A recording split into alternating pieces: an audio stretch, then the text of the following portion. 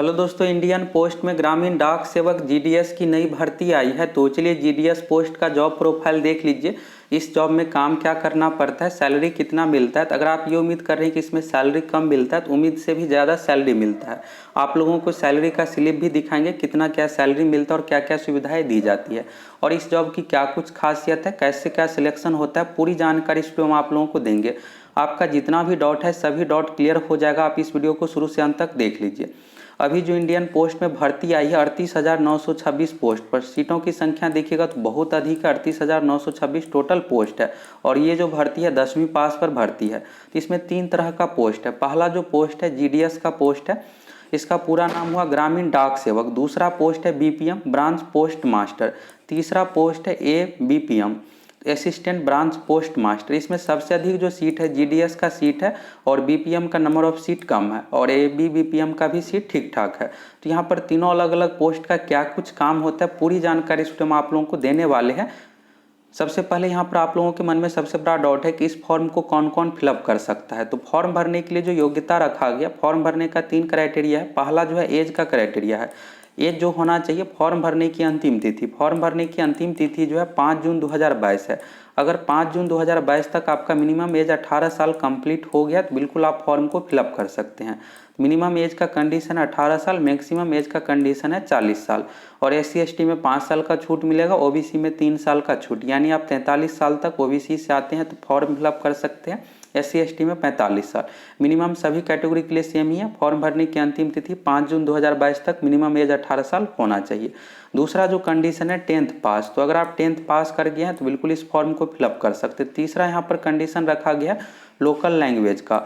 Local language का इसलिए condition रखा गया कि मान लेते हैं कि अगर आप यूपी बिहार से, अगर आपका सिलेक्शन तमिलनाडु या फिर कर्नाटक राज्यों में हो जाता है और आप वहाँ पर लेटर पहुँचाने जाइएगा तो उसके लिए आपको क्षेत्रीय भाषा जो भी वहाँ पर तमिल है आपको बोलना पड़ेगा। अगर नहीं बोलना आएगा तो फिर आप कैसे लेटर पहुँचाइएगा, इसलिए लोकल लैंग्वेज का भी कंडीशन रखा गया। चौथा साइकिलिंग का है। तो साइकिल तो सभी को चलाना आता है, ये नॉर्मल है। तो पहले से ही ये नियम चला आ रहा है कि साइकिलिंग का कंडीशन, क्योंकि आप देखिएगा पहले के समय में लेटर जो पहुँचाने के लिए आता था डाकिया साइकिल के माध्यम से, इसलिए पहले से ये कंडीशन है कि साइकिल आपको चलाना आना चाहिए। अब आप पर डिपेंड है, आप साइकिल से पहुंचाने जाइएगा या फिर बाइक से। ये फॉर्म कंडीशन के बारे में आप देख लिए। एज आपका कंप्लीट है और अगर आप 10th पास कर गए हैं, लोकल लैंग्वेज से संबंधित जानकारी है तो बिल्कुल आप फॉर्म फिलअप कर सकते हैं। अब यहाँ पर लोकल लैंग्वेज, तो अगर आपको जैसे तमिल बोलना नहीं आता तो आप हिंदी भाषी क्षेत्र से हैं तो हिंदी भाषी जोन में ही आप फॉर्म फिलअप कीजिए। ये जो जॉब है ऑल इंडिया लेवल पर है, आप किसी भी राज्य में फॉर्म फिलअप कर सकते हैं। जरूरी नहीं कि आप यूपी बिहार से हैं तो सिर्फ यूपी बिहार में ही फॉर्म फिलअप कर सकते हैं। अगर आप मध्य प्रदेश से है, छत्तीसगढ़ या फिर बिहार में कहीं भी, नॉर्थ स्टेट या फिर साउथ स्टेट कहीं भी आप फॉर्म फिलअप कर सकते हैं। बस आपको लोकल लैंग्वेज आना चाहिए। अगर आप उत्तर भारत से है तो उत्तर भारत में ही फॉर्म फिलअप कर दीजिएगा, आपके लिए भी बेस्ट रहेगा। भाषा भी समझ में आपको कोई भी दिक्कत नहीं होगा। तो यहाँ से आपको ये क्लियर हो गया। आगे आप लोगों को सीट भी दिखाएंगे कि किस जोन में कितना क्या सीट है, किस राज्य में, जिससे जहाँ पर आप फॉर्म फिलअप कीजिएगा जिससे आपका सिलेक्शन हो जाए। अब इसमें जो सिलेक्शन होगा परसेंटेज मार्क्स के आधार पर, यानी 10th में आपका जो भी परसेंटेज मार्क्स रहेगा उसी के आधार पर आपका सिलेक्शन होगा। इसमें एग्जाम नहीं लिया जाएगा।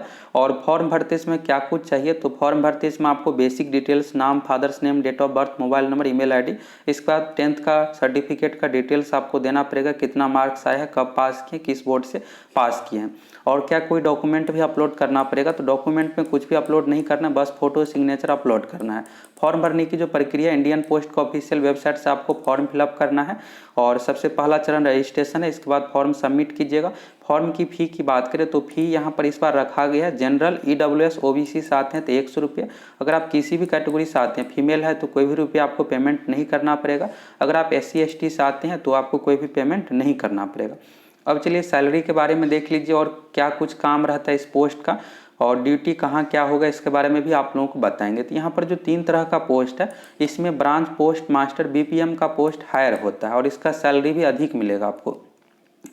ब्रांच पोस्ट मास्टर की बात करें तो जो अभी भर्ती का नोटिफिकेशन जारी किया गया, उस भर्ती के नोटिफिकेशन में भी जॉब प्रोफाइल के बारे में दिया गया है। तो ये ऑफिशियल है। आगे आप लोगों को एक शॉर्ट में बताएंगे क्या कुछ काम होगा। यहाँ पर ऑफिशियल पहले आप देख लीजिए। तो branch post master job profile में शामिल होंगे। यहाँ पर देखिएगा तो मोबाइल डिवाइस, स्मार्टफोन का उपयोग करके। ये इसलिए कहा गया कि अब आप लोगों को पता होगा कि पोस्ट ऑफिस में अब बैंक भी आ गया, इंडियन पोस्ट पेमेंट बैंक। आप खाता खुलवाते हैं तो आप लेन देन भी कर सकते जिस तरह से बैंक से करते हैं, तो ये मोबाइल के माध्यम से भी आप अंगूठा निशान दीजिएगा, फिर आपके अकाउंट से पैसा कट होगा और आपको कैश दे दिया जाएगा। तो इसी के लिए यहाँ पर बताया गया, इसी के बारे में है। बाकी चीज़ें यहाँ पर देखिएगा तो शाखा डाकघर के अधिकार क्षेत्र के भीतर गाँव या ग्राम पंचायतों को व्यवसाय की खरीद यानी उससे संबंधित अगर कोई भी यहाँ पर पैसा लेन देन करता है उससे रिलेटेड हो गया। और मेलों का आयोजन, यहाँ पर जो मेल से संबंधित हो गया, जो भी यहाँ पर अगर कोई भी लेटर आता है डाक के माध्यम से तो उसका आपको पहुँचाना, घर घर जाकर प्रचार करना, ये सब, और सरकार की लोकप्रिय योजनाओं को लोगों तक पहुंचाना और उसके लाभ के बारे में बताना। इसके बाद सहायक शाखा पोस्ट मास्टर का देखिएगा तो सेम यहाँ पर वही काम है, बस इसका जो काम है इसमें असिस्टेंट सहायक आ गया। तो जो पोस्ट मास्टर है, ब्रांच पोस्ट मास्टर, उसको यहाँ पर मेन रूप से हेल्प करना।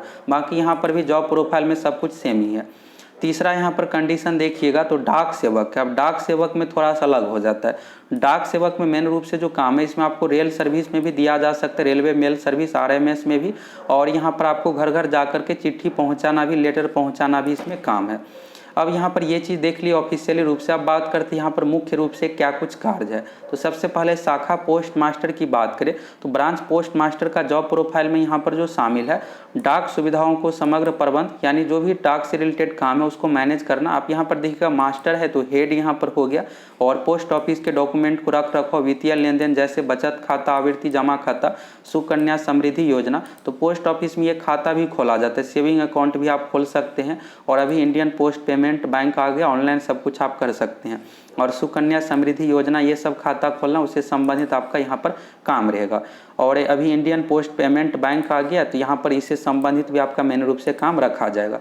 इसके बाद सहायक शाखा पोस्ट मास्टर ABBPM, तो इसका मेन जो काम है, जो शाखा पोस्ट मास्टर उसी को हेल्प करना, यानी उसी से रिलेटेड आपका काम रहेगा। तो नंबर ऑफ सीट जो रहता है ABBPM का अधिक रहता है और GDS ग्रामीण डाक सेवक का अधिक रहता है। तो अगर यहाँ पर BPM ब्रांच पोस्ट मास्टर नहीं है तो उस कंडीशन में उसका आप सारा काम कीजिएगा।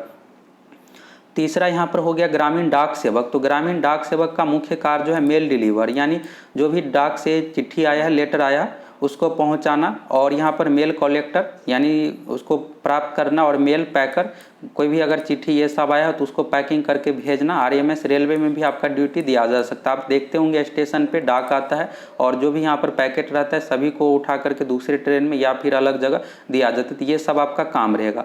इसके बाद IPPB Indian post payment bank से संबंधित लेन देन, यानी आप गांव जा करके अगर किसी को खाता से पैसा निकालना है तो उससे संबंधित आप मोबाइल पर अंगूठा निशान लीजिएगा। इसके बाद पैसा अकाउंट से निकाल करके या फिर जमा भी कर सकते हैं। बाकी यहाँ पर मेन चीज़ देखिएगा पोस्ट ऑफिस से संबंधित काम में, तो ये तीनों से संबंधित कंबाइन में आ गया सभी में। तो डाक विभाग से संबंधित सभी योजना के बारे में लोगों को बताना है। जो भी डाक विभाग से संबंधित, खाता से संबंधित और जो भी प्लान है सभी के बारे में बताना।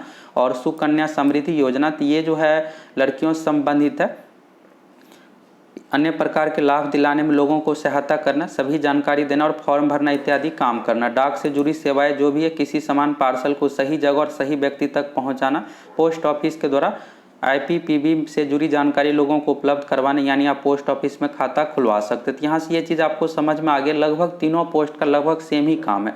बस यहाँ पर यही है कि ब्रांच पोस्ट मास्टर का जॉब जो है BPM जो है ये हायर लेवल का पोस्ट हो जाता है। इससे नीचे हो गया BPM assistant branch post master, और उससे नीचे हो गया GDS का पोस्ट। तो सबसे अधिक GDS का ही सीट रखा जाता है और ग्रामीण क्षेत्र में GDS का ही यहाँ पर दिया जाता है। तो GDS वाले जो है इसमें आपका मेन रूप से समझिए फील्ड वर्क हो गया, आपको गाँव-गाँव जाकर के चिट्ठी पहुँचाना, ये सब काम हो गया। BPM का जो काम है ये आपका मेन रूप से रहेगा, जो पोस्ट ऑफिस है वहीं पर आपको रहना पड़ेगा।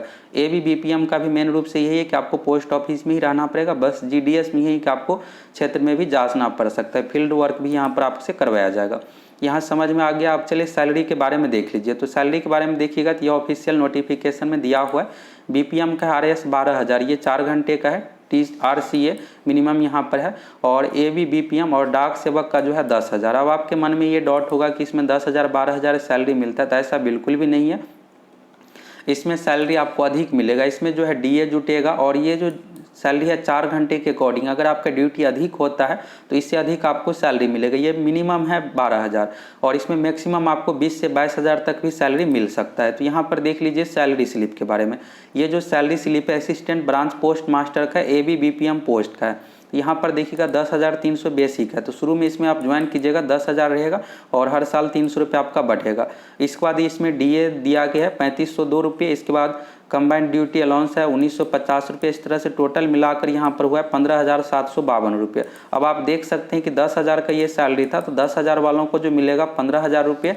अगर आपका बीपीएम ब्रांच पोस्ट मास्टर पर सिलेक्शन हो जाता है तो आपको 18,000 रुपये सैलरी मिलेगा।